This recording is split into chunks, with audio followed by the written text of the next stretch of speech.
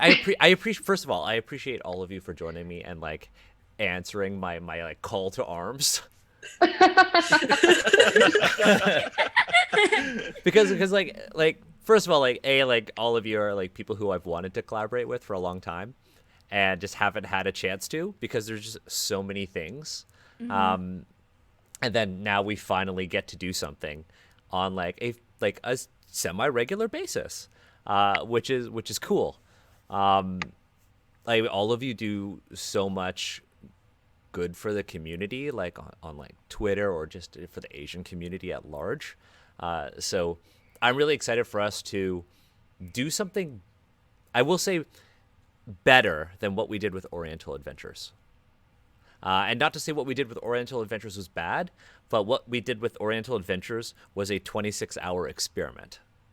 And what we're going to do now is, take the lessons from, that experience and that experiment with Oriental Adventures and try to do something, new and constructive with Kara-Tur the Eastern Realms. That being said, welcome, folks. It's Daniel, and welcome to Asians Read. Now, on the first Saturday of every month, we'll be reading, well, this book that you see on the screen, Kara-Tur the Eastern Realms, the official campaign setting for Oriental Adventures. We talked a little bit about Kara-Tur during our really long stream series on the Oriental Adventures Handbook, but we're gonna dive into the world of Kara-Tur with this book. So this book was published in 1988 by TSR, um, and a lot of people will say, well, this how does this affect me? How does this affect me as a consumer of 5th edition D&D, as a consumer of the Forgotten Realms? Well, we're going to find out. This is very much still a problem in the world of D&D and D and how people interact with D&D's official world. Now, unlike our Oriental Adventure stream, and very similar to how Amar is running our Al-Qadim stream, and how Emma, myself, Steve, and company are all doing our Legend of the Five Rings stream, we want to make sure that our discussion of Kara-Tur is more nuanced, and we provide you with solutions. So again, our goal with the conversation that the five of us are going to have, is to take a more structured approach to create conversation, to introduce new perspectives, and most importantly, to create space for Asian voices in the TTRPG community and the industry, because we all kind of do that. So before we start reading this book and talking and kind of framing our approach, let's start with introductions. Let's go with the overlay. So underneath we'll go Emma, Jacky, Makenzie, and then Michelle. So Emma, who are you? What do you do, and why are you here? Okay, so on L5R, I'm acting as the TTRPG outsider. So I've never played. I'm vaguely familiar with a bunch of stuff, but I am in the real world an archaeologist. I work on uh, ancient diet and food culture in Jomon period Japan in Hokkaido, so in the north. And I also teach quite a bit on the intersections between pop culture and the past. And I will be teaching a course on what pop culture does and means for East Asian diaspora communities around the world. That will be coming up. Unfortunately, not a free course, so uh, At the University of Toronto. it's at U of T, yeah. But I'm happy to talk about these sorts of things. Let's go to Jacky. Who Hi, are you? everybody. Hi, I'm Jacky. I'm actually one of the organizers for the Unbreakable anthology, which Daniel had contributed to as an editor and a writer. And I also wrote an adventure in there as well. But we're also gearing up for volume 2. So we're getting ready for pitches soon. So stay tuned for those news on my Twitter when you ever get around to that. Bless. Unbreakable is doing some like great things, and not only are you doing Unbreakable, but you also, write and publish pretty extensively. Yeah, I also write and publish both for D&D and for other tabletop RPGs, and I also create my own indie RPGs on itch. I have a long list of things I have worked on. Hell yeah. And let's go to Makenzie. Hi, I'm Makenzie Diarmas, Makenzie Lane D on Twitter. I'm an independent tabletop role-playing game online content creator. I'm the lead writer for The Islands of Sina Una, which is an upcoming 5e setting based in pre-colonial Filipino mythology. I'm also contributor to MCDM Productions, both with upcoming Kingdoms and Warfare stuff and their new online magazine Arcadia, which will be available via their Patreon. Hell yeah. And then Michelle. Hi, I'm Michelle Rapp. I am a relative newcomer to this particular area of the TTRPG space, mostly into homebrews and whatnot, and magic-related stuff right now. Let's see, I'm a potter and ceramicist, and also used to work in HR and tech back in the day. But that was a lot of fun, and now I'm just into making pots and yelling at people on Twitter. You can find me at Kiln Fiend Potter on Twitter, where I mostly rant about things and also show off my pottery. Funny thing, I made this mug. Sweet. Yeah, I made this mug. Oh, that's a nice handle. Thank you. I put a lot of work into it. It's got like a little groove here. It's like the first mug I ever made. You pulled that handle, I can tell. So many tries. So many tries. Handles is rough, man. Like, there's a reason why you put up a 30% markup between a tumbler and a mug. You know what? I understand now. After that, after they were like, okay, the easy part is going to be making the vessel. The hardest part will be making the handle. And I was like, nah. And then like 2 hours later, I was like, okay, I get it. It's so hard. I will pay the premium for a handle.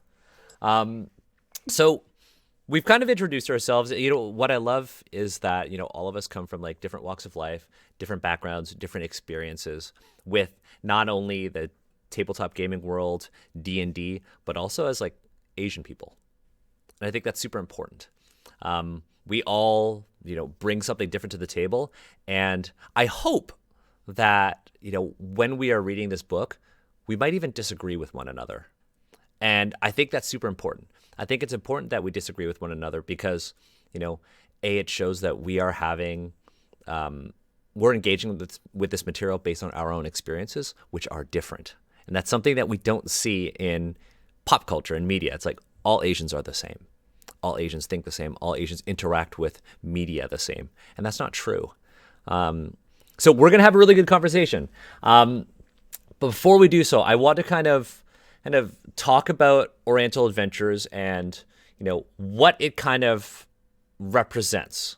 I have a book, and if you're listening to this in audio, you won't be able to see this, but I have a book called Orientalism in front of me. Now, in 1978, a scholar named Edward Said published this book, and in it, he established a term, Orientalism, as a concept to describe the West's common portrayal of the East. Now, since the original publication of the book, I think this is the 25th anniversary version, and you can find these in any bookstore for like less than $10. The definition of Orientalism has changed significantly. But in general, Orientalism has always been a critique on ways of knowing, while comparing the East to the West. It's a concept where power is very, central to the West. Orientalism relies on, letting Westerners interact with the Orient, the East, in a very broad sense from a position of power. And it's this concept of Orientalism that underlies almost every criticism of, Oriental Adventures material, the use of the word Oriental, right? And like Asian media created by non-Asian people. Now, when we did our read-through of the Oriental Adventures Handbook, we used a framework based on 4 fundamental problems that we saw. The first one is that world building is based on harmful real-world stereotypes and the reductive blending of cultures, ethnic groups, and even time periods. This isn't the result of like racism or malicious intent, but rather an example of how, and we see this all the time, and I'm sure all 4 of you can, kind of vibe with this. We can see how the appreciation of cultural stereotypes can result in a tool for creating the other. It's like, oh yeah, we made this because we really like Japan, or I made this because I spent a summer in Tokyo and I really wanted to share that experience. But it shows how, taking these very, very narrow experiences and trying to turn an appreciation, a genuine positive appreciation for something, into, a work of mass media can actually be very harmful if done incorrectly, right? With the world building here, we've also shown how it's harmful and problematic to even place certain themes in prominent positions as they convey, the importance of tropes. So that's one. Two, we found that Orientalist work often portrays Asians as violent and savage. Three, it portrays Asians as, by an extension of number two, uncivilized and in need of saving. That's that power dynamic that we see in Orientalist literature and Orientalist scholarship. All of the, there are real places that still use the word Oriental. There is actually the Oriental Institute, and it's in Amman, Jordan. And the last one is that Asians are objects of fetishization. And so those are the four things that I kind of want us to keep in mind. We aren't going to go like hard and fast with these four fundamental rules, but I want us to make sure that, as an audience, as, panelists and as people who are, watching on YouTube or listening to the podcast, keep these in mind, right? So let's get started with this interesting book. Does anybody have anything to say about the cover, by the way? Jacky? I just reopened it. No. No.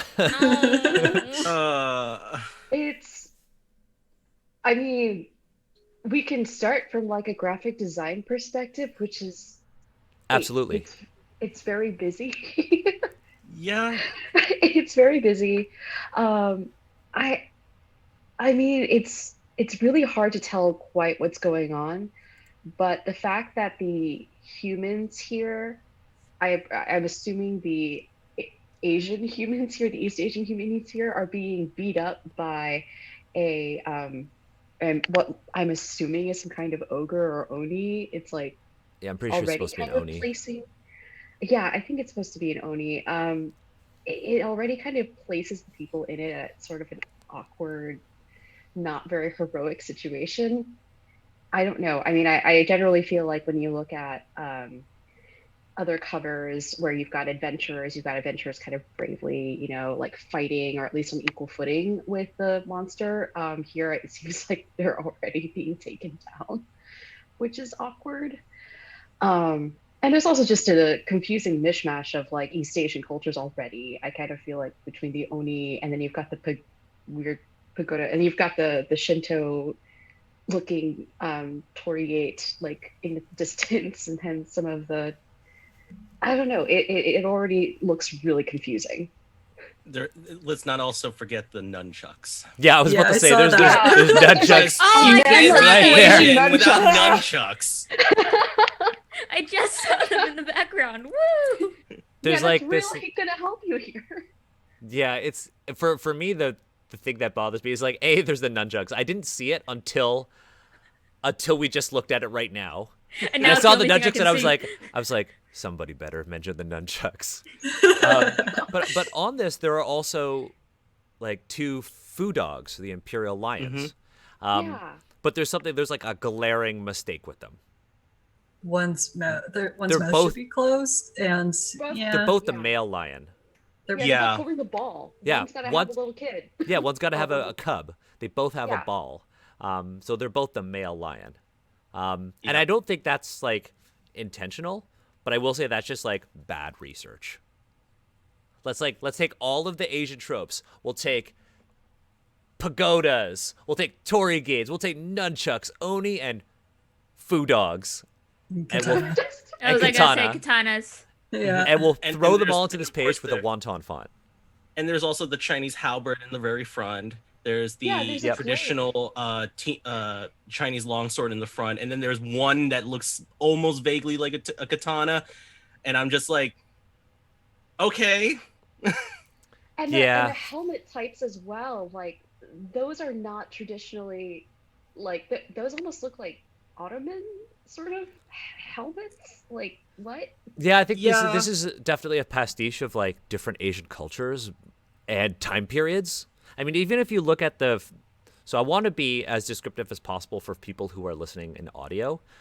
If you're looking at the right foo dog, there is a sword that looks like it's kind of falling by the right foo dog. That does not look like an Asian sword at all. It looks Oh, like a yeah. stiletto. It looks like a very long stiletto dagger. Yeah. But again, this is kind of nitpicking. There are just very interesting things going on here. Yeah. But again, this cover actually covers a lot of the 4 points I mentioned, right? It's that, there's the blending of cultures. We already see it right here, instantly, the blending of cultures. Asians are seen as violent and savage. It's like this world at war. Asians are uncivilized and in need of saving. The world of Kara-Tur is full of monsters and Asians can't handle them. And then if it doesn't really cover Asians or objects of fetishization, but we will surely get to that later. But let's move on. Our time is very limited together, and we're gonna keep going. We have our table of contents, and before all of us were even on, Jacky and I had a long conversation about the table of contents, and just what's here. I think one of the things we learned from our Oriental Adventures read through is that, the world of Kara-Tur is not. It's unlike Rokugan. Rokugan in 3rd edition D&D and L5R is supposed to be Japan. And it has sprinklings of China, Korea, and even Mongolia in it. But Kara-Tur is supposed to be Pan-Asian. It's supposed to be Pan-Asian, and that's one thing I think we need to remember. And it exists in the same world as, the rest of the Forgotten Realms. So, Al-Qadim, if you listen to our other monthly series, Critical Read, that world of Arabian adventures, I say that with air quotes, and the Land of Fate exists in the same world as this. This is an attempt to create the real world within a fantasy realm. Do we want to go over the table of contents, or do we want to move on into the actual text? What is the point of the characters on the side? Oh, yeah. So Jacky and I were saying I can't read them. Yeah, I there are some of the characters I can't recognize, unfortunately. But I'm sure if I have to, I will just ask my family because they all are fluent and so they can speak and read. So I will probably just have them look it over. It is the same because it's it looks like it's a little bit of a decorative banner that goes across all the pages. Yeah. So we get to see it all the time.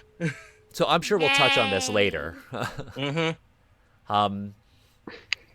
So, I mean, there's one thing here that I pointed out to Jacky before we started when we were talking earlier, and it's in Shou Lung. There is a section in it called Criminal Tongs on page 23. That's already wrong. It's not that it's racist or anything like that, but the fact that criminal tongs are included in this particular depiction of Asia shows just how Americanized and westernized this view of China is.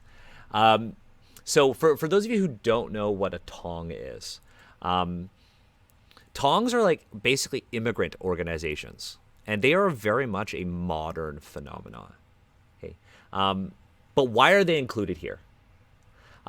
They are included here, because I know that Kozakura and other parts of the Oriental Adventures world, there exist Yakuza, right? And many people see Tong as the kind of Chinese equivalent. And this all kind of plays into stereotypes. I think it's important, and I don't want to put you folks on the spot, but I kind of want to ask, what is a stereotype for all of us? Because there are going to be people who respond to these videos and respond to these discussions and say well, none of this is bad, or hey, there are positive stereotypes here. what is a stereotype? And it's something that we need to discuss as we kind of move into the book. And I'm going to put the art on the next page on the screen for everybody. So, like, what is a stereotype? And like, for me, like, stereotypes are very broadly like knowledge structures that serve as mental pictures of groups of people who are in question. Traits that, like, come to mind quickly. Like, we're all people and we love to categorize things, right? And there's nothing wrong with categorizing things. Some stereotypes, yes, can be positive, but they are primarily negative because in making categories, you are creating an other. I don't know if you folks have like a different understanding of stereotypes, but I wanted to throw that out there for people who are watching. I would add that stereotypes are never just surface level things. They have histories and connotations.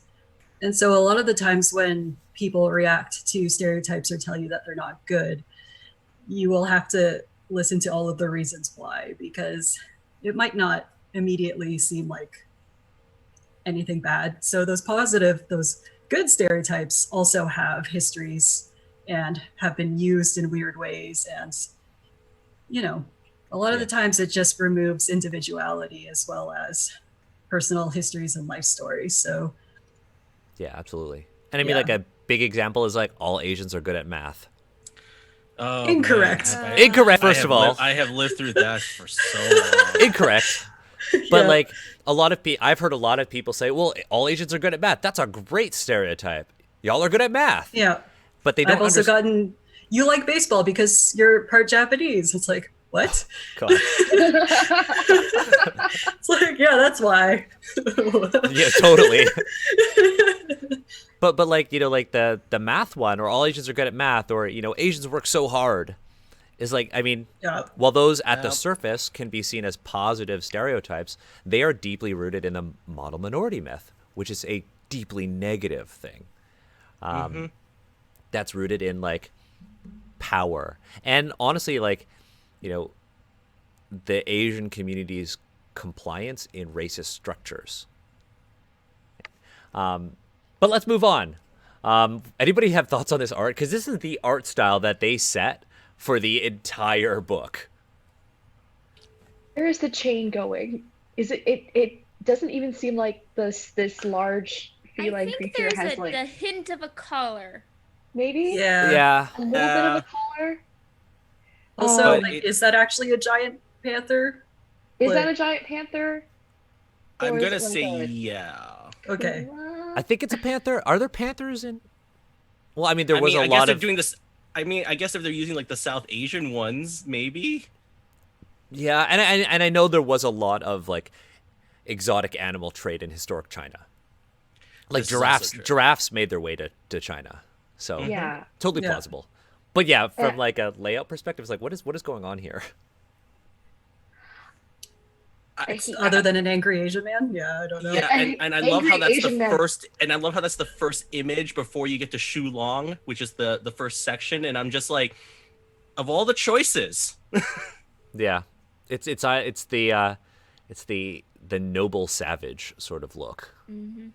yeah, And it's exactly the noble savage because you have this kind of implied relationship between the anger of the human in front of you and the anger and ferocity of the animal behind that person. Yeah, And Yep. it's immediately creating and setting the tone for what you should and how you should play this game, this particular setting. Especially when you couple it, like the first thing you see is the cover, and then you see this. It's like when you look at like D&D books for for the more recent ones, when you look at the cover art and the preceding art, it always has that feeling of, oh, you want to be a part of that scene. With both of these, it's like when you're reading it, it's, oh, I don't want to be a part of that scene. I want to come in and stop that scene from happening. And it creates a very different tone for like a player reading it as to already how an outside adventurer, quote unquote, is going to be approaching entering the setting, rather than as a part of it, as someone to help it or save it, which is wrong. yeah. Oh no, Asian people are letting all of these wild jungle cats out in the land. We need to stop them. It's weird. Yeah. it's really strange. It's hard to figure out if you're supposed to be the person who's got this spear, or if you're supposed to be fighting this person who's got the spear. Either you are the wild noble savage, or you're like combating the noble savage. Either way, you are playing or interacting with this other sort of perspective, stereotype. I mean, if you're Chinese, you're like, oh, that's Guan Yu, and they just have this character in like every single piece of Chinese tabletop gaming media. I guarantee that there's going to be more Guan Yu in this book, and I have not looked through it. I'm not calling out anybody. I haven't looked through it. I will say though, the cat has a really good side eye going. Yeah. Yeah, that's right. I didn't even notice. It does. It's like, what are you doing? I liked that chain. Hey, It's great. It's just like rude. yelling, Hey, I was happy to change you. I never even. Now I can't unsee that. I can't unsee the eyes. Stop. Stop it. Anyways, Stop it. let's go into Shou Lung. I can if I could start reading, or if anybody else wants to read. I could start reading. Let's do this. Enjoy the naming convention. Yeah, that's Yes. immediately it. Like the second no. paragraph, The second one is a joy. Read the first Yeah. sentence is equally a joy. That's one sentence. yeah, let's do this. Your guide is the great dragon lord Mei Lung Chengshan, the great-great-grandson of the immortal historian of the celestial empire of heaven. It is Mei Lung's task to assemble the vast histories of the Emperor of Heaven so that the Celestial One will know all that has occurred and best be able to judge the actions of mankind. Our great dragon is over 2,000 years old and has observed the peoples of Shou Lung over the span of empires. He has also traveled widely to other lands as well, meeting many other chroniclers of events, adding their tales to his own. He begins, I am Mei Lung, and then they actually changed the name there because they said Mei Lung Chengshan, and now they say, I am Mei Lung Chengshan Tian Kung Tu, seventh son of Men Lung Chenshan Tian Kung Tu, the elder of our clan and the great-great-grandson of the immortal of history. What, really? Interesting. Qin Shi Chen Shan Tian Kung Tu. I am most humbly the grand historian of the most powerful celestial majesty. In this year of the great sky serpent, in the month of Kao, the first day of Xiang, I set pen to paper to record the myriad things of this land of Shou Lung, as requested by my most honored friend. Oh, there's honor. The foreign scholar Elminster. Oh, Elminster. okay. Well, Oh. we'll Here. get. I know Jacky. Maybe we'll get Jacky to explain to Emma who Elminster is. And command by my lord as the duty of 220,000 historian of the celestial bureaucracy. Let's stop there. That's a lot. That's a lot to say. Okay, so let's start with. Fuck, I don't know where to start.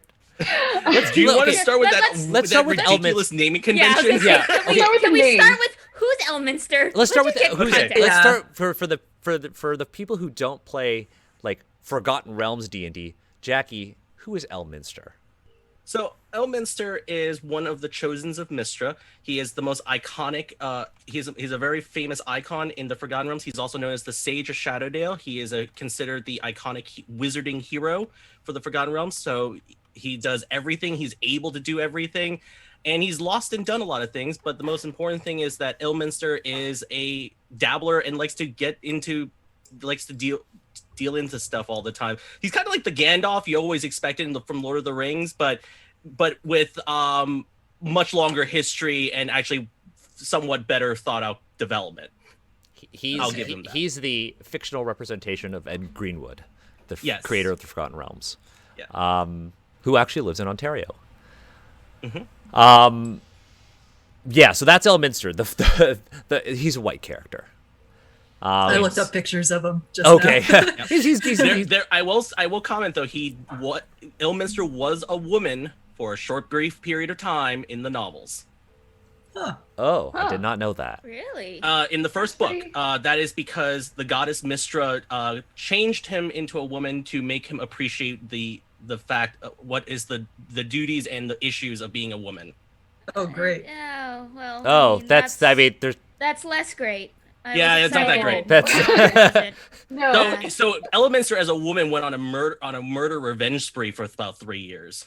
Okay, I mean, valid, but This is. That goes like straight into like the male empowerment fantasy from a woman, like for a woman, is basically that whole othering of Mhm. like, oh, this is why we can't give insert marginalized person here like power, because if they did, then they would just do the things that we're gonna do, or like what I would do, which is, I don't know, it's one of the whole like, it's like the Kill Bill fantasy almost. Yeah. Yeah. It really was like the wish fulfillment of the Kill Bill fantasy, because technically Elminster, his family got murdered from a bunch of rogue mage lords. And so as a teenager growing up, he sought revenge, and eventually when he met Mistra and she promised to teach him things about magic, it got to a point where he was getting too arrogant, and to put him in his place, she decided to turn him into a woman. Because a woman understands Oh. There magic. is so much Do you want to go into detail, Makenzie? It's just like I don't. It's sorry, like brain. Hold on, I gotta like Yeah. loading. Loading. Oh, It's- I also want to get into the fact that Mistra and Elminster copulated at the end of the Oh, series. My God. And No. Oh, stop. No.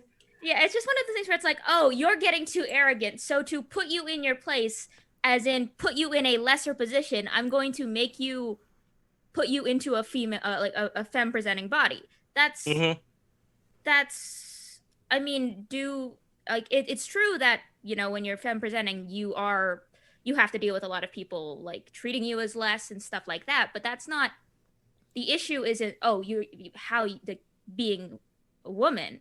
That's not what causes, and that's not the root of the, oh, you're in a lesser position. It's the society around it, and using that as a tool to teach a lesson to an arrogant man it's one using the female body in a way that is As only punishment. as punishment, and in a way that is only advantageous, quote unquote, to like teaching a man a lesson. And it plays into the idea that like the only use for women is to teach men a lesson and make them be better, which no, we are people, we have lives, and we have lives and drives, and you know, we don't just exist to make the men in our lives better people. That's yeah. Yup. Yeah. Yeah. But let's Yeah. there are so many problems with that. But let's But that has nothing to do with Kara-Tur. Yeah, That's got nothing to do with a bit of a Kara-Tur. sidetrack. let He's only visiting. he's only visiting. Yeah. Hey, you know what? Here's a positive, because we should talk about positives. At least Elminster isn't the narrator of this book, Yeah. Or Volo. Yes. or Volo. True, yeah. Right there's Not a an positive. outsider. The narrator of the book is actually Asian. A positive. Mhm. Daniel's one positive thing of the episode. But these names, Yeah. Oh man, these They are names. I feel like names. the Teen Kung Tu is an honorific of some kind that I can't distinguish what it's supposed to be. Something heavenly. Something Yeah, heaven. it's gotta be Yeah. heavenly or Heaven. celestial Teen Kung Tu. something. So I still can't get over how they changed from Cheng to Chen for the first Yeah. to the second Oh, paragraph. They did. yeah, And they it, did. I can't unsee it. It's bothering me.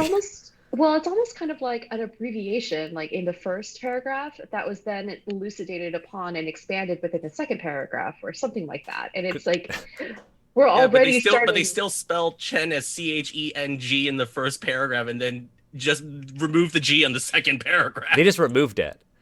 They just yeah. I've got nothing. It's I don't know. it's bad.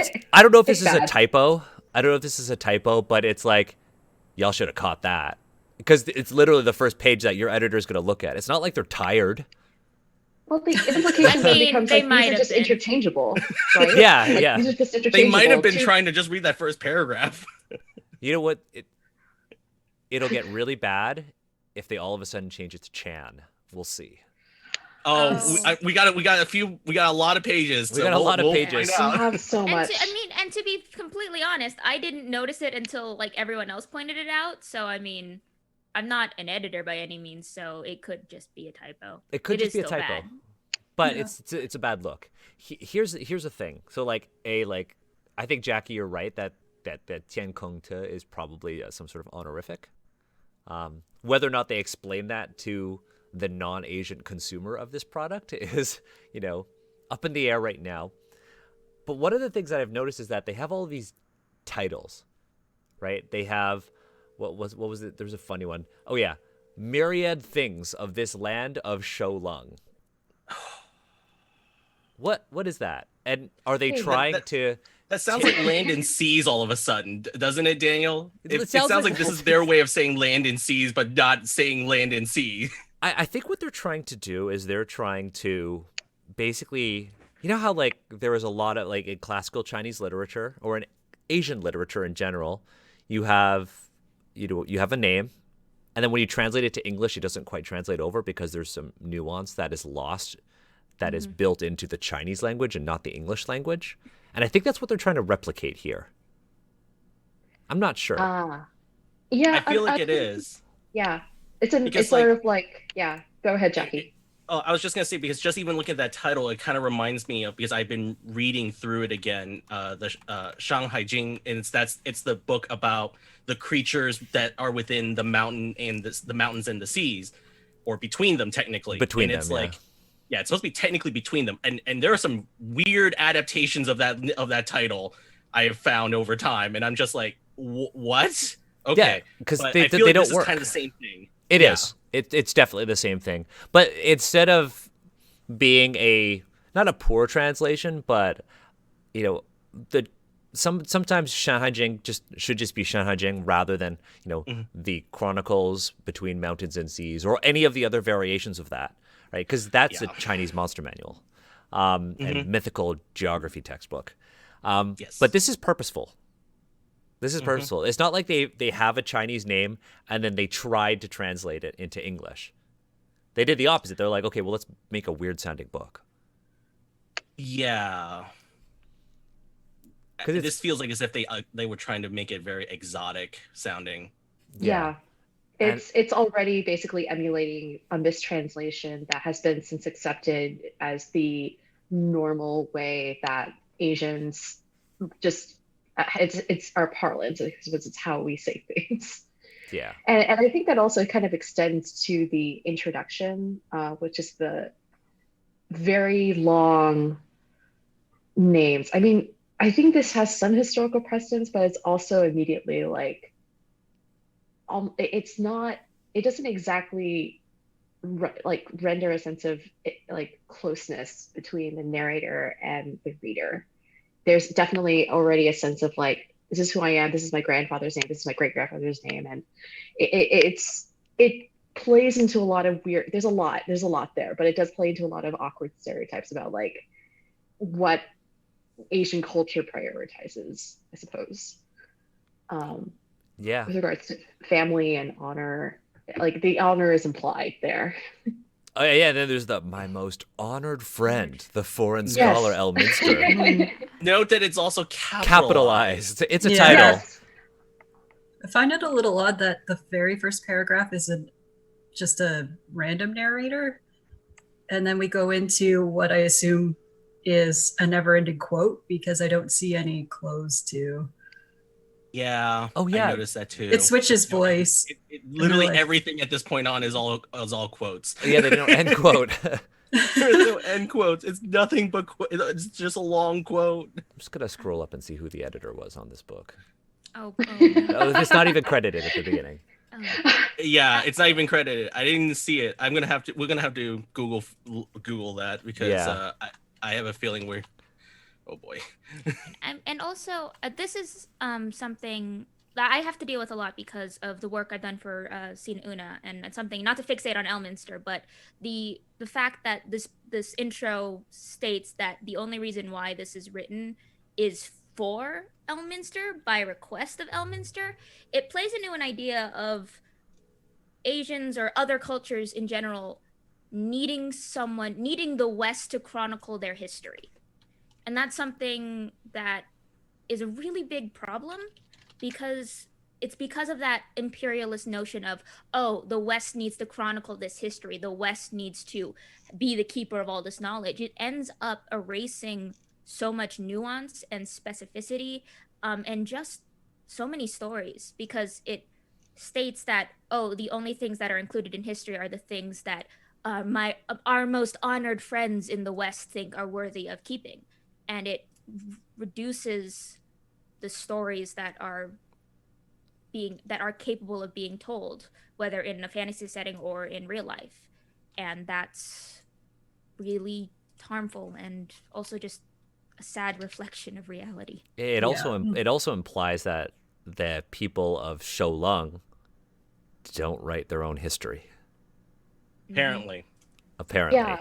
Or they don't share it. I mean, there's definitely the feeling, building off of what Makenzie said about Western scholars, or at least Western culture, being the arbiter and the conduit for knowledge about Asian history and lore and goods. I mean, when we think about Asian, like the history of trade between like China and the East and East Asian countries and like Europe and America, there's a lot of history of like at least the Western perspective, like these countries going in and forcing some kind of trade negotiation, or going in and like forcibly opening up that country, like hence the Meiji era and things like that. Oh, so, Matthew Perry and the Black Flags. Awkward. Yeah. Yeah. So there's a lot of just like, oh yeah, you can't just, we don't just give knowledge about our country to you. Like, you have to go in and you have to ask for it, or you have to take it. Yeah. But since Elminster is his most honored friend, it's just a favor. Oh, yes. It's a favor. It's worthwhile to note. I didn't read this out, but we mentioned at the beginning that even though this book was published in 1988, it still has an effect on D&D as it currently stands. So if you go on like D&D Beyond, or if you have a copy of the Sword Coast Adventurer's Guide or the Dungeon Master's Guide, Kara-Tur is mentioned in both of those, as is Shou Lung. So in the Sword Coast Adventurer's Guide, this is what they say Kara-Tur is. And this is a good point of reference to see how far we have actually come or not. Right? It says, far to the east, past the wastes of the Horde lands, that's another reading series on its own, lies the empires of Shou Lung, Kozakura, Wa, and the other lands of the vast continent of Kara-Tur. To most people of Faerun, Kara-Tur is like another world, and the tales told by travelers from its nations seem to confirm it. It's exotic. The gods that humans worship in Faerun are unknown there, as are common peoples such as gnomes and orcs. Other dragons, neither chromatic nor metallic, dwell in its lands and fly its skies, and its mages practice forms of magic mysterious even to the arch-wizards of Faerun. Stories of Kara-Tur tell of gold and jade in great abundance, rich spices, silks, and other goods rare or unknown in Western lands, alongside tales of shape-changing spirit people, horned giants, and nightmare monsters absent in Faerun. That's in the current edition of D&D. Yep. Right? I award this one yike. It's worse when you read it out loud. And is this just like the brain of someone from the like 13th and 14th century? Like, is this where like the land's over there? well, in Oriental Adventures, they actually say that Kara-Tur is the other half of the world. That exact wording. They say it's the other half. They say it's the other half. Mm-hmm. Yeah. Now let's go to honor. Now this is in a lot of people like, okay, so the Sword Coast Adventurer's Guide was not written by Wizards of the Coast's in-house team. It was written by Green Ronin Publishing.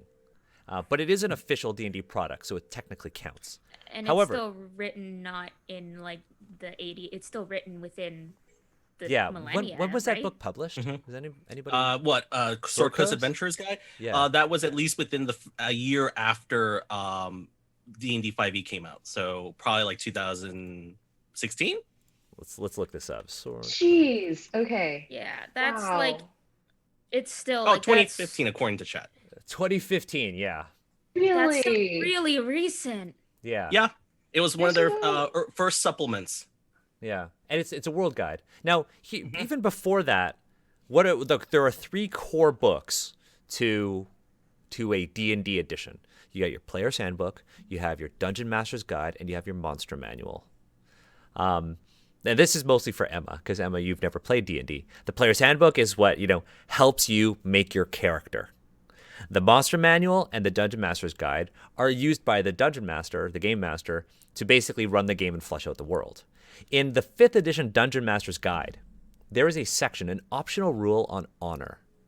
It says this: if you are running a campaign shaped by a strict code of honor or the constant risk of insanity, consider adding, and insanity, take note of that, consider adding one or both of these new ability scores, honor and sanity. For honor, if your campaign involves cultures where rigid codes of honor are part of daily life, consider using the honor score as a means of measuring a character's devotion to that code. This ability fits well in a setting inspired by Asian cultures, such as Kara-Tur in the Forgotten Realms. The honor ability is also useful in any campaign that revolves around orders of knights, so they talk about this as well, so I want to be transparent. Honor measures not only a character's devotion to a code, but also the character's understanding of it. The honor scores can also reflect how others perceive a character's honor. A character with high honor usually has a reputation that others know about, usually those who have high honor scores themselves. It's the stupidest paragraph. I'm glad that this was not a drinking game where we each had to take shots every time honor was said, because we'd just be wasted. We'd just be wasted right now. Oh, yeah, I did that. Oh gosh. It's what Drink some water. I gotta give the honor paragraph credit in that you can see that they started it out with, oh, this is good for the Asians, but wait, we don't want to make it too racist, so let's put in the knights. But then Yes. yeah. Just because a landed gentry, like very privileged class of medieval European society is completely equivalent to an entire Culture. continent's worth of people. Like, Yeah. Yeah, I have to give them credit for trying. It Macken- did not go Mackenzie's well, right. but I have to give them credit for going, wait, this might be a little bit bad. Let's make sure it's not just Asia. It's still bad in that it reduces all of Asia to like 2 paragraphs, but they tried. Yeah, so this Nice. is really important to note that these notions of honor, like, Elminster, my most honored friend, that shit still exists in 5th edition D&D. So what we're talking about right now and our critique of Kara-Tur the Eastern Realms as a book are very much a reflection and a critique of how these cultures are represented in actual current D&D. If I said actual D&D, people would tar and feather me. So let's continue reading because we're an hour in and we've only done 2 paragraphs. Oh, buddy. we are technically on page 3. We are technically on page 3. So True. okay, we did 2 we did 2 paragraphs and we did two cover. images.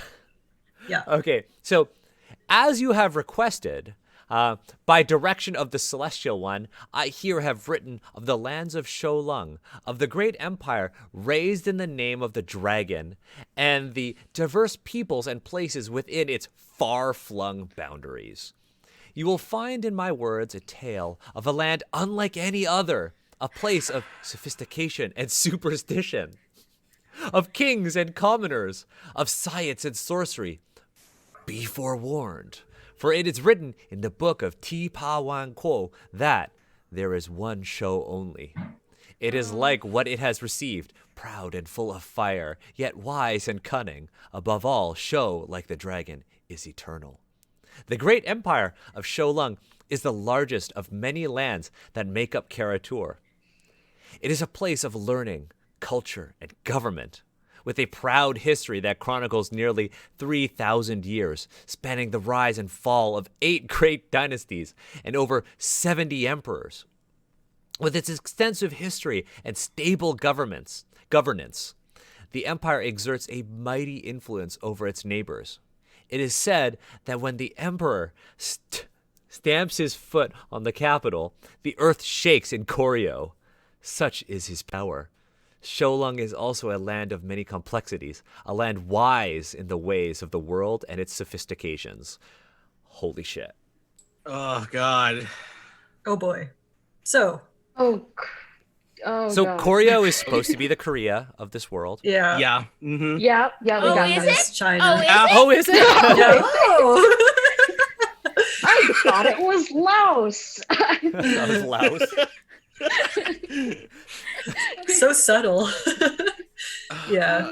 There's so much Okay. to unpack So- here. So Emma, go ahead. first thought, and this goes back to the whole it's not known or discovered until it's discovered by outsiders. This is being written by like the imperial or celestial historian. So we already have everything written down. Why is he writing it again for Elminster? He's doing the labor of translating it to the common Yeah. tongue. Ugh. Yeah. It reminds me of like, I don't know if anyone has the image of like in sometimes like a lot of like older Chinese period dramas, there's always like that one person, the storyteller who or the scholar who's just like who's recounting the historical events in this like grandiose, exaggerated way. And I feel like that's what they're trying to emulate. But whoa. Yeah. Exactly. Whoa. I think something that I'm real stuck on is that, I mean, there are problems that we've talked about with like a tale of a land unlike any other, that like, you know, that othering. But if you actually look at what follows that, a place of sophistication and superstition, of kings and commoners, of science and sorcery. That's literally everywhere. That I was gonna say that's literally It's everywhere. everyone. That describes the Forgotten Realms. That describes mean- Wildmount. That describes pretty much every setting everywhere. But the fact that it's prefaced with a land unlike any other, it's like, oh look, these uncivilized people also have kings and commoners and government. Whoa! and could you do this thing called imagine?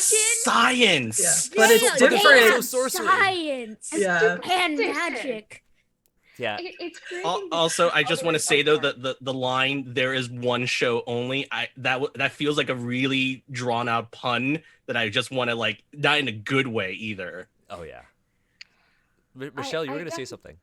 Yeah, Sorry. I just, it really kicks me in the gut, like how much othering there is in the sense of like segregation.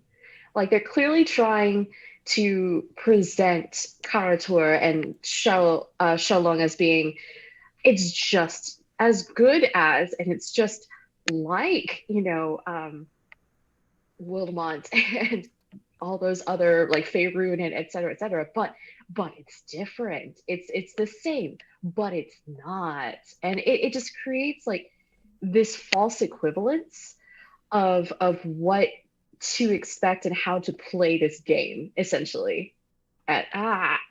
It's But like yeah. with the Wildmount book, because let's talk about that one, because that's the current Critical Role world, right? I don't know if they say that in the book because I haven't read it. I have played one of the adventures in it, and it feels like an adventure set in any other generic European fantasy world. So if you're a salesperson, what is the pitch there? What makes Wildmount as a world different from the Forgotten Realms? Would they say these same things? It's unlike any other land. Probably not, right? But they do that for, non-European settings. Because apparently it takes othering an entire continent full of cultures Yeah. to sell this book. It's like we want to appeal to your fantasy of playing an other, but at the same time we want to reassure you, oh, don't worry, it's just like everywhere else. But Asian But it is flavor, like everywhere else. It is like everywhere else. That's the thing. it's like it's like chicken nuggets, but you get the sweet and sour sauce instead of the barbecue. Like that's basically it. It's Yeah. just That's- a different flavor. That's the perfect analogy. Yeah. Mhm. And now I want nuggets. God. Oh, sorry, Aw. everyone. Chicken nuggets. We're going out for wings after this. We're going out Wings for are wings. better. Oh, Look, okay. I'm a strong proponent of boneless wings, which I know are just fancy chicken nuggets. Yeah, let's be honest here. That person who went Yeah. who went to court, who went to the city council and was like, Yes. they're tenders. That person was the MVP for the week. Like 2020 legit. MVP. 2020 MVP right here. Yes. Oh God. This first section is it's not that it's racist. It's just very poorly written. And it draws on so many stereotypes of Asia and pretty much all of what Saeed wrote about in Orientalism. They've made nonsensical attempts to create an other, and they've drawn on these tropes like weird, like they actually drew on the trope of awkward translations. Mm-hmm. And that's the thing is like, do they understand it's an awkward translation, or do they assume that's how quote unquote Asian literature is written? Yeah, Do right. they understand that the problem lies in the translation and English language not being able to approximate what is actually being said? Or do they just think, oh, this is how quote unquote Asians write? Yeah. And there's one thing of note here. And so people who can like read pinyin or, look at modern anglicizations of Chinese words will notice that this is the old style of like Romanizing Chinese. Mm-hmm. But that's a reflection of the time this book was written. So I'm not going to call them out on that. Because this was also the academic convention at the time as well. Yeah. Yeah. Did I read the last paragraph? I forget. It was all a blur. Yeah, it's all about the Yeah, foot you did. stamping. Oh yes, the three footsteps. Choreo. the 3,000 Yeah, years, choreo. the dynasties. I'm just imagining the emperor, like maybe they have a child emperor in Shou Lung and he's just like Yeah, stomping his foot and be Yeah. like, take that, Choreo. yeah. And Koryo's like, oh, he needs a nap now. Choreo's like, oh, the emperor's having a tantrum. Yeah. There's He needs some his porcelain- blankie. There's some like Celadon porcelain makers are just like, okay, we gotta get the special shelves out, like to make sure things don't topple over. Okay, let's keep moving. It's also oddly structured because it's like, here's Kara-Tur of the Eastern Realms, and then immediately it's like Shou Lung. There is no broad introduction to Kara-Tur. It assumes, and I mean, it very obviously assumes that you have to have read Oriental Adventures. You have to know that like Kara-Tur represents all of these places. So let's go into cities. It's gonna hurt. It's gonna hurt. I'm It's gonna just a stupid forewarn name. you. The first city. Wait. The first city of also Shou Lung is mentioned in the player's handbook as well in the human section. Yes, in the human section, it is. It's for under names. Also, there is a culture called the Mulan, but Yeah, let's not start that one. That's I already. that's a different I was thing. angry. I was angry in the 2000s about it, and I And there's a tables lot around to for unpack it. with the Mulan as well. That's beyond this book. Lots of problematic stuff there too. Anyways, this first city is called Kara-Tin. like fingernails. Like fingernails and hair, right? Hair, Like- hooves. It's called we're creating the world of Kara-Tur. Let's start with the most creative name possible, Kara-Tin. I mean, we got Kara-Tin. Kara-Tin, maybe. Mylan next after this. Yeah, or Meilan. Yeah. Ko Meilan. Anyways, so the city of Kara or Kara-Tin is a large seaport city located at the mouth of the Hangtse. Okay. Okay, well, okay. Okay. I mean, if we just did the names, this would. Okay. Go forever, yeah. Just keep moving. Just keep Oh moving. God! It is built mostly on swamp, with its boundaries hacked brutally out of the surrounding jungle. Hacked Brutally? Brutally. Okay, again, Oh. Brutally. let's finish the first paragraph. The efforts of succeeding generations of emperors have drained most of the swampland, reducing the insect population and the constant threat of disease. Oh, Okay, so let's go back to our four things. World building based on real world stereotypes. We have Asians seen as violent and savage, Asians as uncivilized and in need of saving, and Asians as objects of fetishization. And I think this really touches on like the middle two, violent and savage and uncivilized and in need of saving. yeah, because like I don't know, poor choice and placement for where you're city. living here. But also Yeah. like what do they mean by swamp? Like, Yeah. are they talking Yeah. about southern China? Because the Shou Lung is supposed to be China, and I know that there's Tu Lung as well, but they're supposed to represent different parts of China's history. But if you're talking about like a swamp, something wet, like they've got to be talking about southern China. And like And, I like- assume malaria jungle. reference here. Yeah. Yeah. But like, first of all, from a world building perspective, why would you go build Kara-Tur here if it's that bad? Like, I don't know, when you're building a city, and Emma, from an archaeologist perspective, when you're building a city, when you're building a settlement, you want to put it in a place that benefits you. Or, at least has solid ground. Yeah. Yeah, but adjacent to a swamp might make sense. Yeah. Is it supposed to be like It, a It's DC essentially? I can understand like if they didn't realize they were on top of a swamp, like like other cities have been in both in Europe and in other places in Asia, where it's like we didn't know this was a swamp because there wasn't obvious signs for it, and it was like, okay, the land is really wet and it's sinking. Okay, that I can understand, but like this is like blatantly like, no, they just built it on the swamp. They straight up were like, hey, there's a swamp, let's build a city there, but we have to drain the swamp first. And Also, brutally it has to be hack surrounded the by a jungle, apparently. Yeah. And there's disease and insects. Yeah. But no, but the thing is, like, they may have brutally hacked this city out of a jungle. But hey, they did really good. Just machetes everywhere. Fewer insects. But look at what they did. Fewer insects. Like that's civilized. Isn't it? See, I know that there are going to be people who are like conservation biologists who are like, okay, well, you reduce the insect population. Now the food chain's all messed up. What goes out of control now?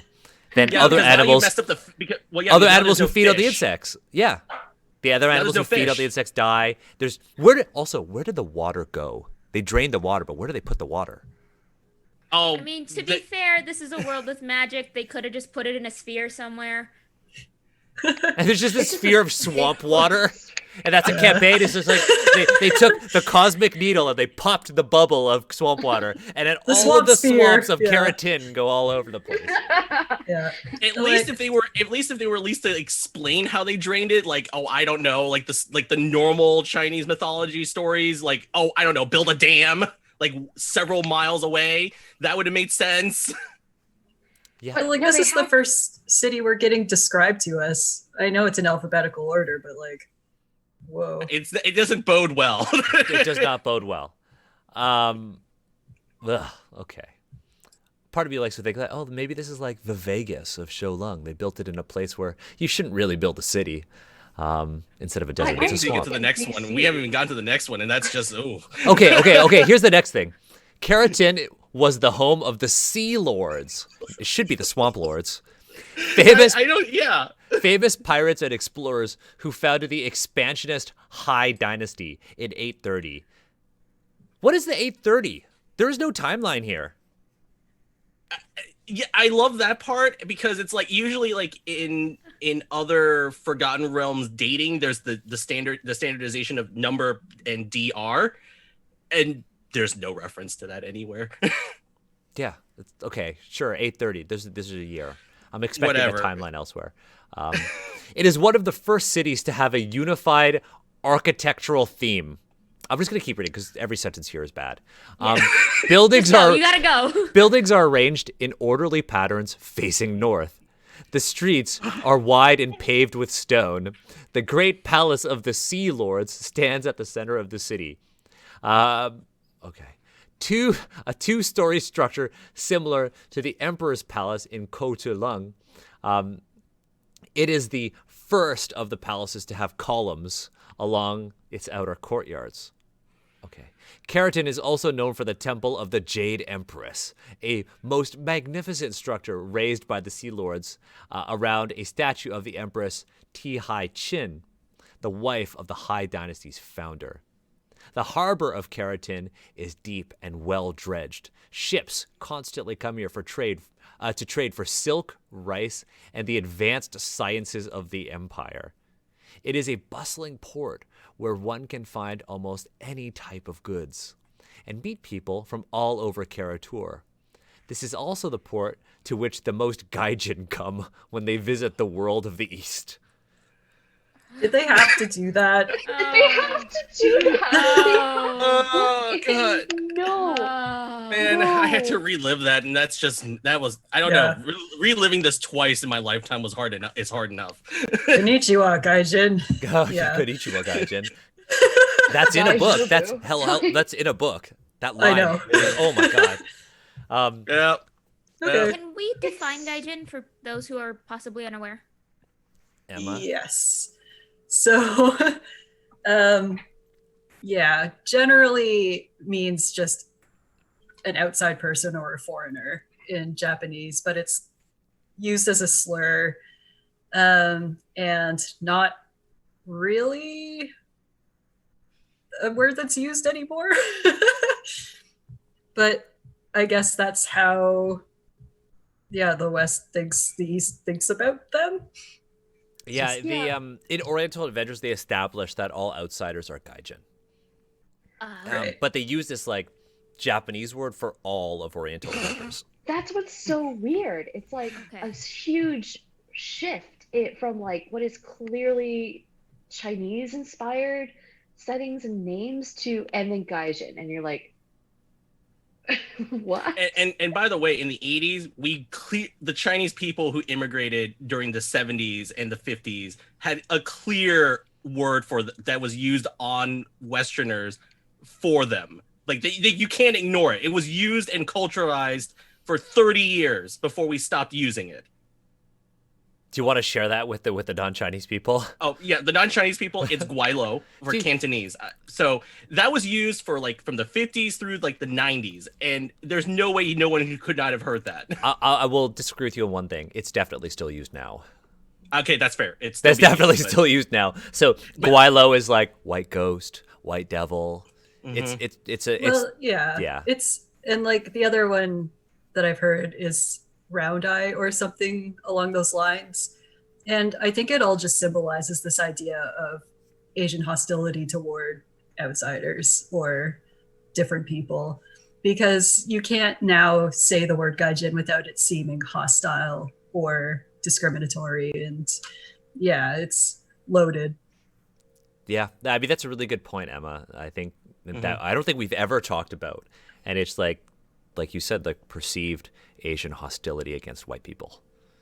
I also feel like I've heard gaijin used by a lot of like, I guess, non-Asian anime fans to describe themselves in like a joking sort of way, like, aha, I'm a gaijin coming in to watch Full Metal Alchemist or something, and you're just it always feels a little awkward, so it almost feels like a self-own a little bit. Yeah. It's awkward. Self-own. Or like they're doing something that's forbidden. It's like, oh, I shouldn't be doing this.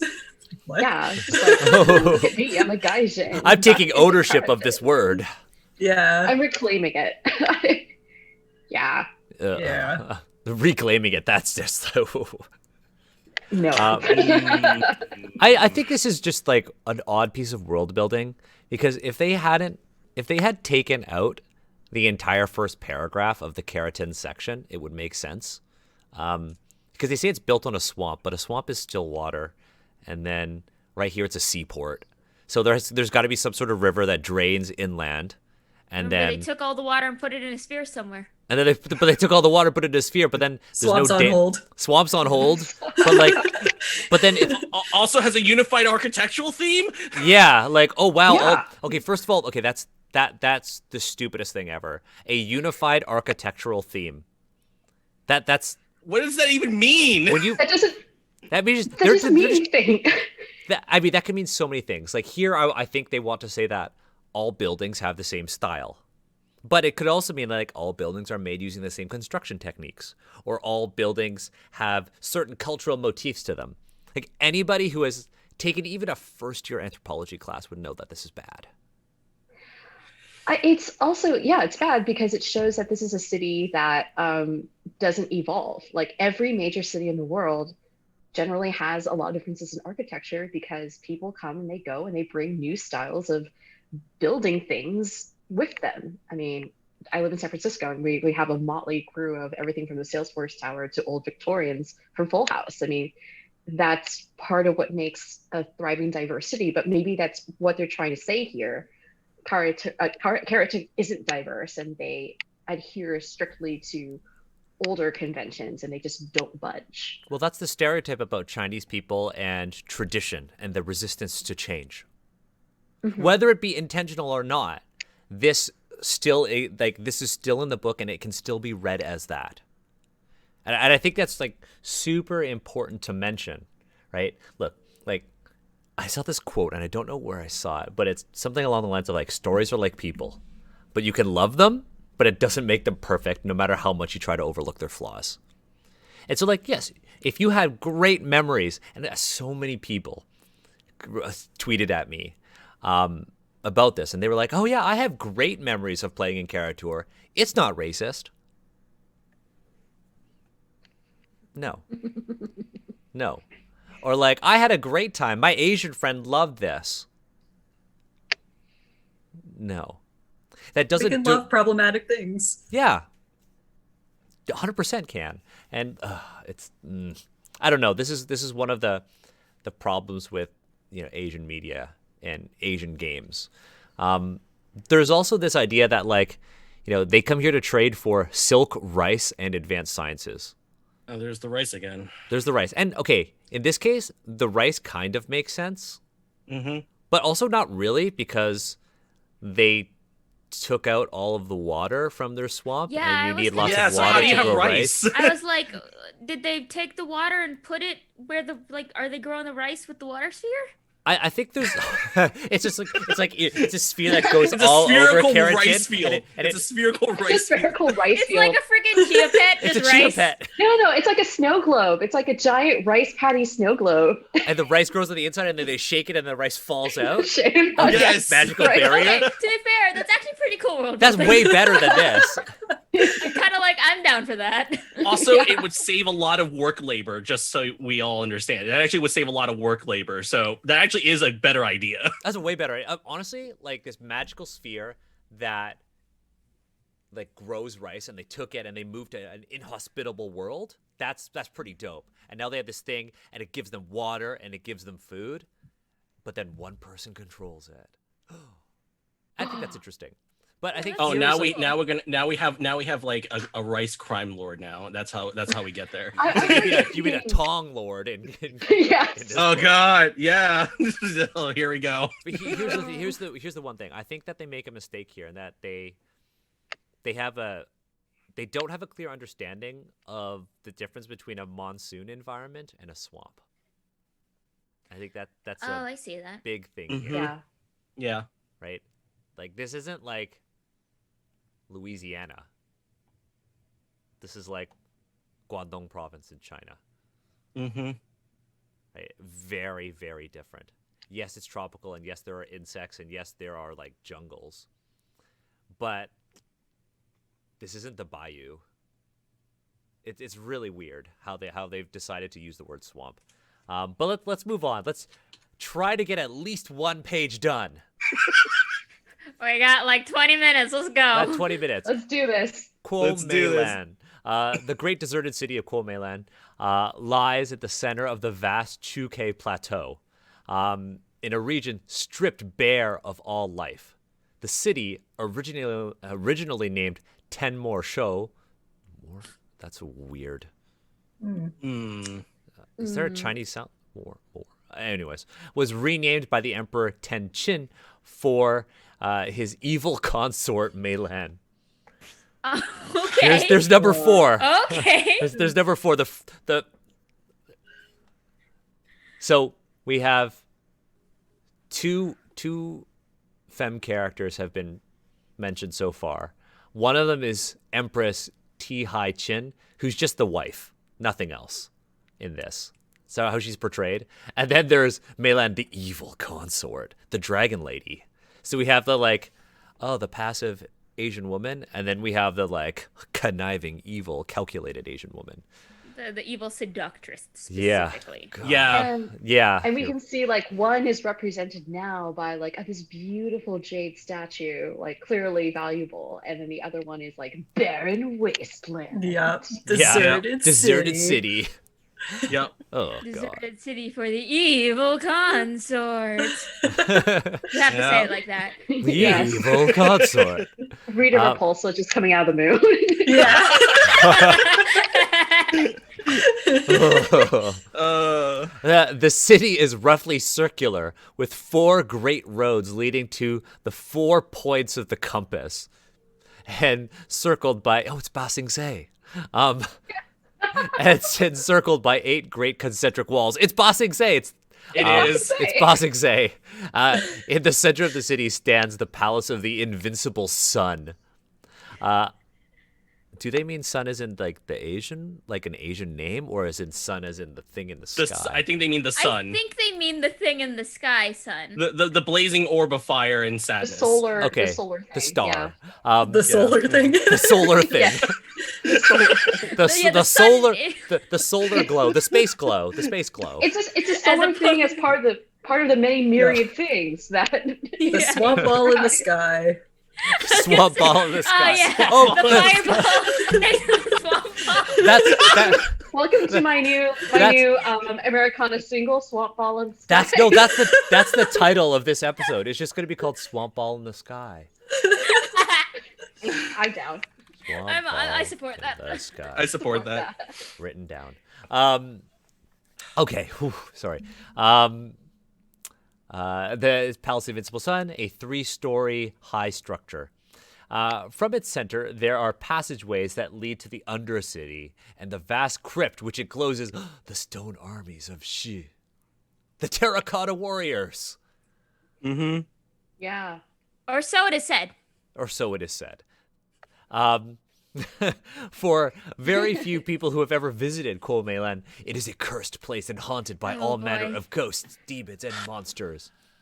It is said that any traveler who spends a night in Kuo Meilan will be dead by morning, and that a pile of white bones of visitors, as high as the Dragon Wall. What's the Dragon Wall? Sure. It's one of the Assuming it's the, The Great Great Wall. Wall of China.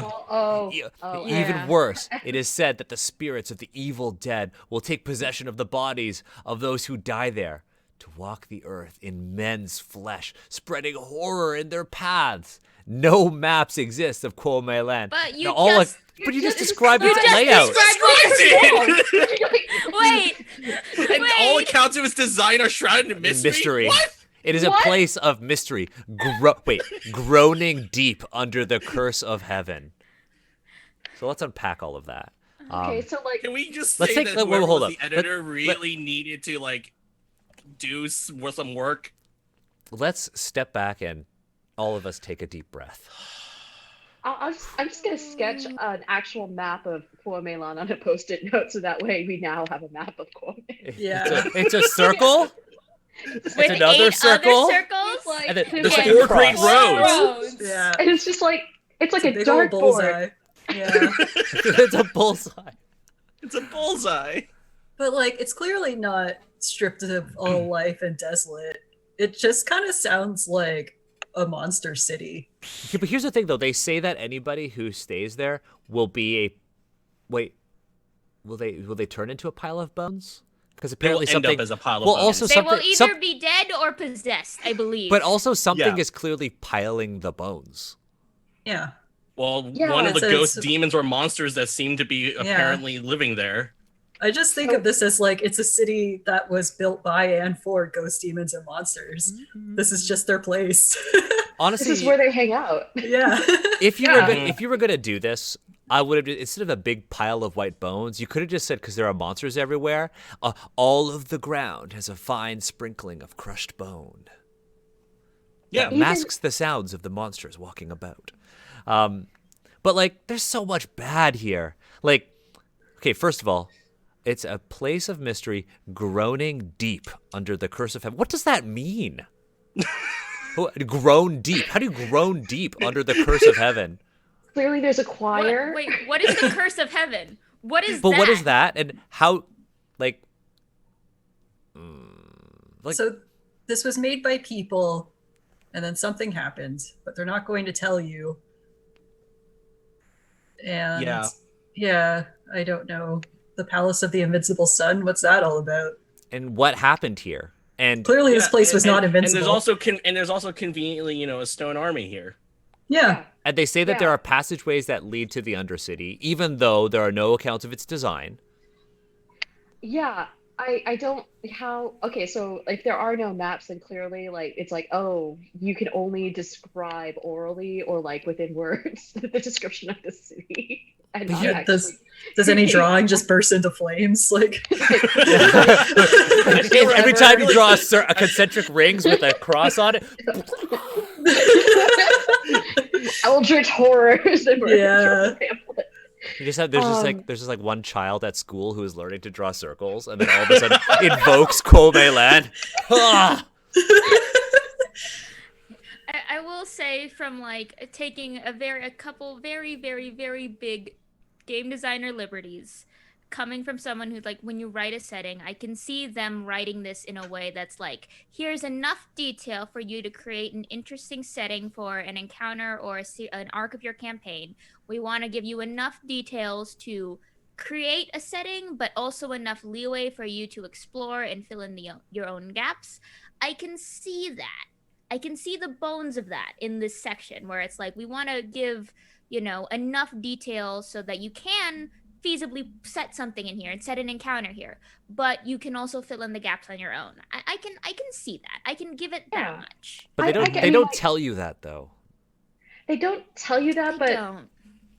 but I agree with Makenzie in the sense that there is, I think, really, I mean, like, I'm just coming up right now with a really fun, like, what if we had an encounter, like a one shot where we all show up here and we all play monsters, and one of our jobs, like one of the monsters' job is literally we just create bone piles. Like, how's it going, Brennan? Yeah, I'm just making more bone piles. How's it going, Dylan? Yeah. Oh, the And bone my piles bone actually pile have is a this high. purpose. They have a that no one purpose. else understands. They're building their own wall. They're building their own wall. oh boy. It's a wall. But Yeah. but As it's opposed like, to the 8 already concentric walls. Because like, We're building the apparently 8 ninth wasn't wall. enough. why would you want to go to this city then? That's if, the thing, like, what's the point of going here? if you're just gonna die, there's no reason. Like, there's apparently stone armies, but like, Yeah. I mean, this is the first time in this book. I mean, we're only one page in, but this is the first time in this book where they've done something that FFG and AEG did with L5R, is that they've created this really pseudo, so far, fantasy China, and this is the first time where we've seen something that is actually reflective of real China, and it's the Terracotta Army. Right? But they've divorced the Terracotta Army and its rich history and the fact that it is in a real city, Xi'an. And they've kind of just stuck it here for flavor. It's like the obligatory terracotta warriors. It's Not like- that they have any reason. It's just, oh, it's China. We got to put in the terracotta warrior somewhere. Let's put him in the ghost city. But they also put Shi, which is a part of the name of the emperor who had that built. Yeah. So Yeah. so it's like it's Yeah. very odd. It's like they're like, let's finally sprinkle our seasoning over our really bland meal. Well, they also said Dragon Wall, which I'm guessing is the Great Wall, but We'll put a see. dragon on it. It's like Portlandia. Put a dragon on it. Put a Put a dragon, dragon on it. Ugh. Okay, let's keep going. Pinchou, originally a small city of. Okay, hold. Let me collect Yeah. myself. Pinchou, originally a small city in the rice plains adjacent to Hengzi. Pingchao. Pingchou. Now it's Pinchou. Now it's Pingchou. Oh, they added the G. They added the G. The G That's came where it back. went. They took the G from the Chen and they stuck it over here in the pin. So that's where it went, everybody. That's where it went. It migrated. It migrated. Pingchao became a mecca for dissident intellectuals and scholars shortly after the capital was moved to Shou Lung in 869. Oh, hey, we got an apostrophe. Apostrophe. There we go. That means Hey. nothing. Yeah. It is a circular city, much like Kuo Meilan. How would they know that it's like Kuo Meilan if there are no accounts of its maps. design? Yeah. Ringed with 4 walls, pierced with gates to the north and south. The center of the city has no great palaces or civic structures, but is instead a densely packed area of tea houses, wine shops, theaters, and meeting houses. Pingchao is also known as Scholars' City because each year the imperial examinations are held here. Year-round, the city is jammed with... I'll scroll for the audience. The city is jammed with prospective scholars studying to pass their exams. There are a great many schools, tutors, and examination houses in the city, catering to its specialized clientele. Wait, so this It's is a like- college town? It's a college Yeah, it's town. It's a college town. Yeah. So this is Yeah. basically one of the Confucius towns, basically, because this is a reference to Confucius and when you got the imperial examinations going on. So it's like, but I just love how it's like, it starts with that line of Mecca for dissident intellectuals and scholars. I'm like, okay, but apparently we're okay with it now.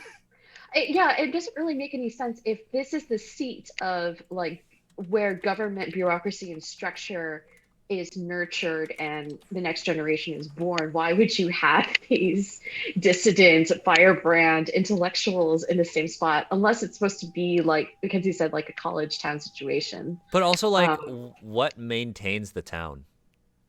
Right? Yeah, it just says the 'cause, like- center is no great palaces. It's just a bunch of tea houses. But like, okay, here's the thing: if you're designing a town and it has 4 walls, and let's assume they're concentric rings, because this is identical to Kuo Meilan, except I guess there's only has eight there's rings. 8 rings, and this one only has 1 central road, whereas Kuo Meilan has 2 central roads. But the thing is, Double the if you're size, double the fun. if you're designing a city and it has concentric rings, they are designed for defense, or I guess segregation in that sense. But in both situations, what you have at the center has to have high value, right? Like a palace or a government structure or something important. But instead they're like, there are all these 4 concentric rings and there are gates, and at the very center, whole bunch of boba places. To be fair, I mean that is sacred. You know, that is I pretty was sacred. like, But like, look, I'm a SoCal girl who loves her boba. It's literally an outdoor plaza full of boba vendors, and it's just like, I think that's just also- okay, so sorry. So I should have Wine said bars. boba places, wine shops, and Kumon centers. Yeah, Like- I was about to say this Yeah, is yeah, the okay. city of Kumon learning. It's like this is where my mother drops me off And then- after school. And then Next let's to the also pet run. note that it's also in the rice plains. yeah. Hmm. Like, what do you mean by a rice plain? Because that doesn't really work. It doesn't. That's like, no, that's not how rice do. Like that's not No. That's not how That's rice not how is. rice. That's not how rice. That's not how That's you not how rice. That's not, you put the rice in a sphere. This is how. Yeah. Yeah, you put the No, rice this in- is where all the swamp water went. It's the plains. It's just lazy world building so far. Like, to take a step back, this is lazy world building that has drawn like very much on stereotypes. Like, I mean, our first city,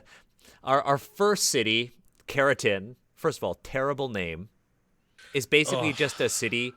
And you know what's interesting? Not only, I mean, these are in like alphabetical order, but Kara-Tur also happens to be the first thing that you read as a player, and it's the first city that tells you that this is how the white people come to the east. Yep. Right. Mhm. So here's your The entry guys point. in. So they play out the silk, the rice, and then it's just poorly designed. There's not much. It says like, oh, it's a great city. All the buildings have a similar style, and there are roads. And hey, the roads are paved, by the way, because we need to tell you that Asia has proper roads. Right? And then you go to Kwome-Land, it's like, here's the ghost city. It's shrouded in mystery, but here's a shitload of detail. In fact, more detail than the city where the Gaijin enter. And then here's Ping or Pinchao, the city of scholars. And it's not even an interesting city of scholars. It's a city where people go to study for their exams. It's cram school city. It literally is cram school city. Like the amount of caffeine that is shipped, like tea and at least they thought ahead and put the tea houses in, because at least it's like, all right, you at least attempted to think about the caffeine consumption that's required to keep being functional. But if you're going to put that there, at least, okay, it's just tea houses, wine shops, theaters, and meeting houses. What about the restaurants? Yeah. And I get that that's the center of the city, and they say there's no palaces or civic structures. But then... So who runs this place? But who runs it? Yeah. And are the civic structures, since these are imperial examinations, they are by default. Examination centers are civic structures. Yeah. So yeah. What is going on here? I feel like there's a bit of, even with the rice plains, like there's a definite knowledge disconnect with the person who wrote that section, of not knowing how rice works, first of all, and also clearly not understanding city planning at all. Yeah, urban development is so important when you're designing, when you're world building, especially if you're world building like cities, and trying to understand, especially what your populace needs. Let's take like Cambridge, Massachusetts, for example, as like this a college town sort of city.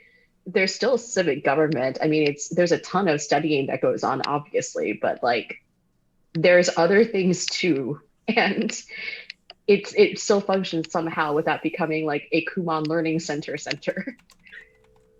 And I think, what is it? It's sort of zooming out from like a writer perspective, as someone like writing a setting guide. All the cities are only a couple paragraphs, which means that they reduce like every city to like, oh, these are the bare points. And by doing so, they expect you to fill in the gaps. And it maybe in some cases that would work out fine. But the fact that they're expecting you to fill in the gaps means that a lot of people coming into this setting are going to fill in the gaps with more stereotypes, because it doesn't provide any more context for that knowledge. So people who read this and who most likely don't have a lot of experience with Chinese culture, they're just going to fill in the gaps that this world building section leaves with their own stereotypes and assumptions. And the text does nothing to correct that or say, hey, this isn't how it is. They're just expecting you to fill that in. And in doing so, they're perpetuating more of those stereotypes, whether not explicitly in the text, but implicitly, by not saying, hey, this isn't how it should be. Yeah. Yeah. Mm-hmm. There's just like a lot going on here. They also have it like, we've only been given 3 cities, which is supposed to be in the most powerful of the nations within Kara-Tur. We haven't heard about a capital. They say Kwao-Tong-Lo, but like, where is that? What is it? Why isn't it described here? Mm-hmm. And really, there's only 3 cities that we should know about for this entire region. I'm actually scrolling ahead, and hey, look, there's the Forbidden City, but there's really nothing. Yeah, there's nothing. It's really weirdly organized.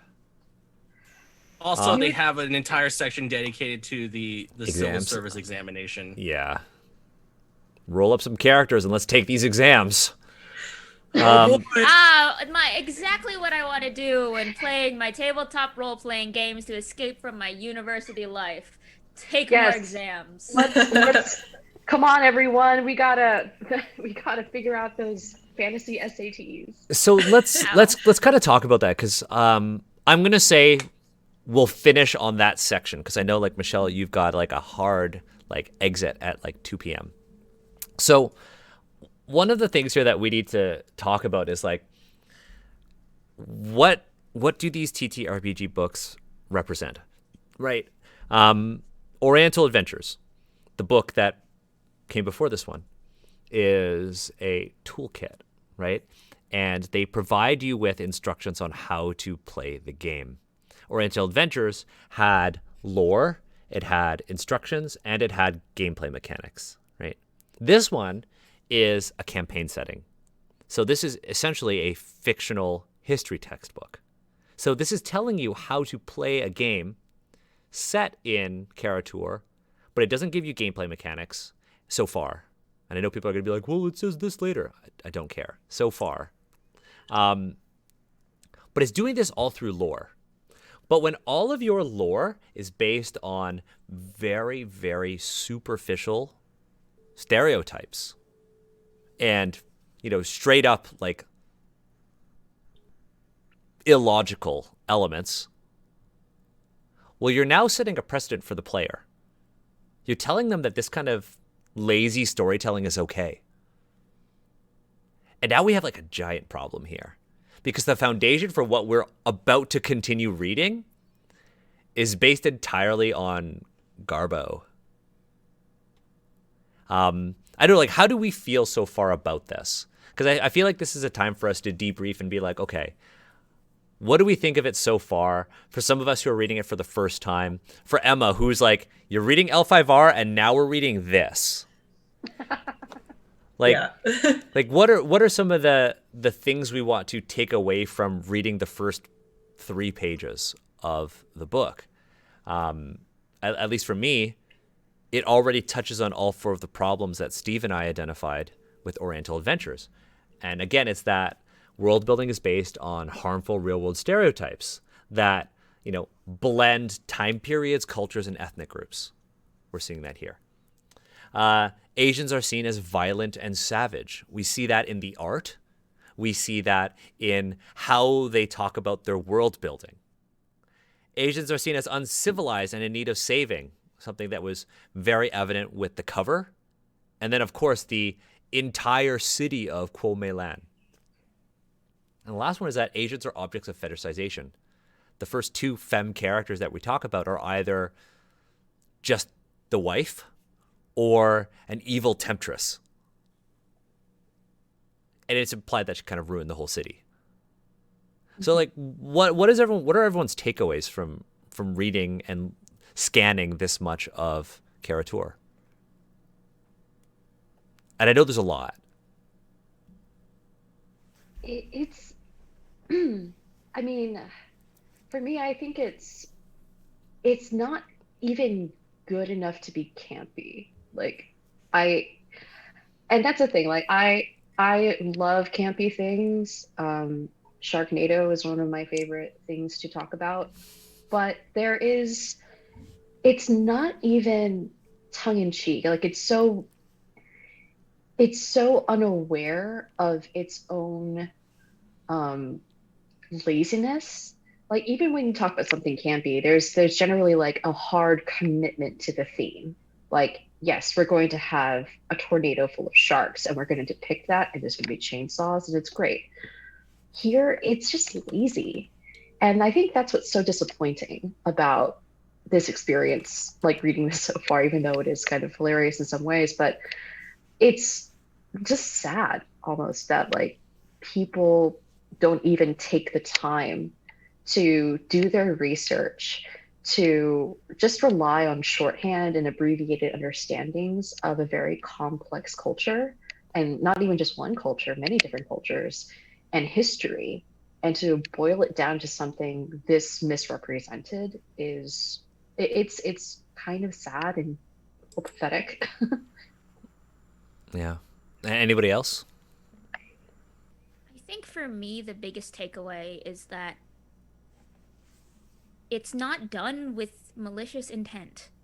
Like, you can read it and you can see there is the people who wrote this you can tell they're doing it in a misguided attempt at appreciation and a misguided way of letting people play creating a sandbox for people to play in, because that's what setting guides are in the end. They're meant to be sandboxes for other people to play in.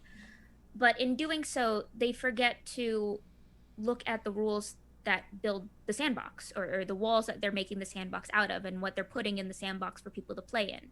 They're focusing on creating like that fun freedom to play, without really underscoring what causes this desire to play in the sandbox that they're making in this style. Why do they want to play in this sort of culture? Why do they want to play another? And you can tell it's not done like with intent to denigrate or deride. You can tell they wanted to do something good, but the lack of research and the lack of just simple understanding it's very clear, and it mostly just makes me sad. Yeah. You can join me in a sad pod. Yeah, absolutely. Yeah. It's very sad. I mean, this is what happens when you combine, cultural appreciation with a true lack of cultural understanding, and you put them together into one book, right? How about you, like Emma or Jacky? Not really a lot to add right now. Oh, my voice. But also, yeah, just I'm seeing it rely on certain ideas that still show up.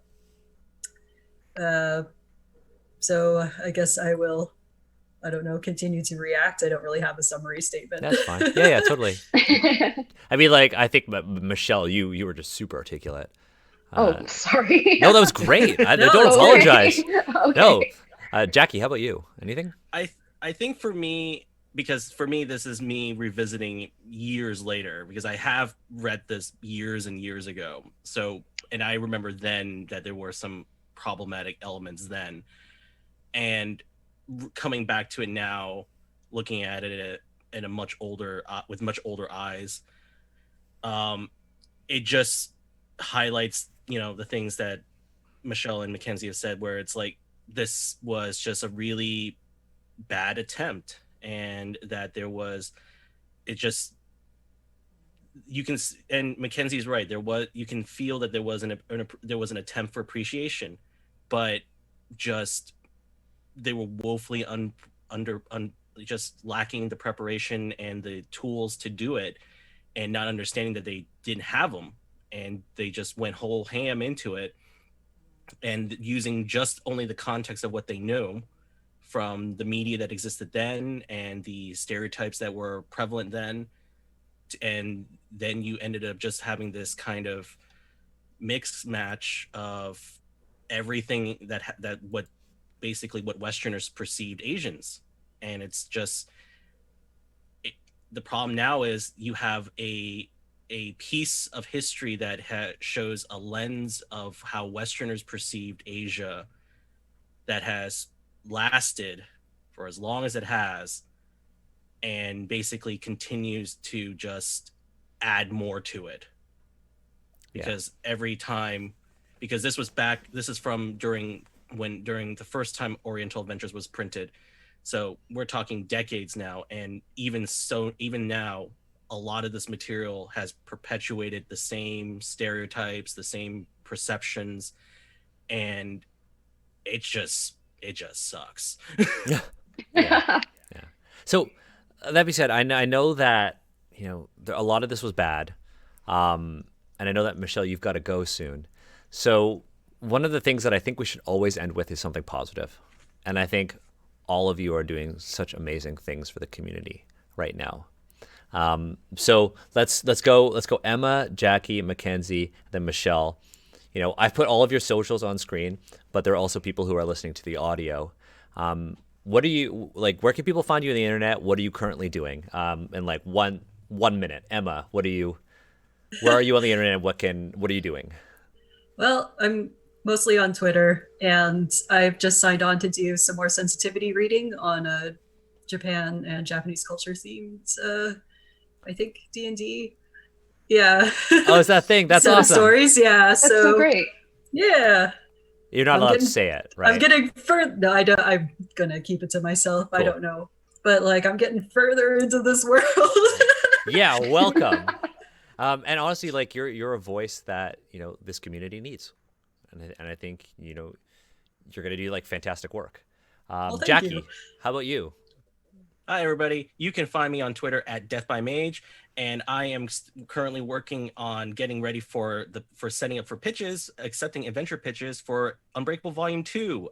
And so we're getting ready for that. We'll be having a big announcement on September 8th. The one spoiler I will give is that we're opening the system wide. We're accepting adventures and scenarios in a multitude of different systems. So it's not just going to be D&D 5e. We're expanding out.